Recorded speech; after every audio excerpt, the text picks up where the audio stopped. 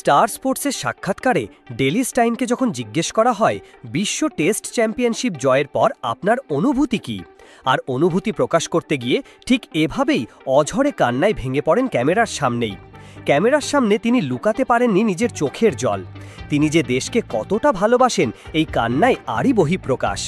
সাক্ষাৎকার দেওয়ার সময় হয়তো ডেলি স্টাইন 2015 সালের বিশ্বকাপ সেমিফাইনালের কথা মনে করেছিলেন, কেননা ইডেন পার্কের সেই রুদ্ধশ্বাস ম্যাচে যেখানে ফাইনাল ওভার করতে এসেছিলেন তিনি নিজে, কিন্তু পারেননি। একা হাতে দক্ষিণ আফ্রিকার হাত থেকে ম্যাচ বের করে নিয়ে যায় নিউজিল্যান্ড। সেই লড়াই শেষে মাঠেই অবশ্য কাঁদতে দেখা গেছে ডেল স্টাইনকে।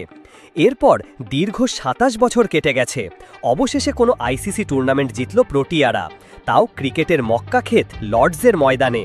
অস্ট্রেলিয়ার মতো প্রতিপক্ষকে হারিয়ে দখল করল বিশ্ব টেস্ট চ্যাম্পিয়নশিপের খেতাব। আর এই ম্যাচে নিজে না থাকলেও দলের ঐতিহাসিক জয় নিয়ে তিনি কতটা উৎফুল্ল সেটা বোঝাতে বাকি রাখেননি ডেল স্টাইন।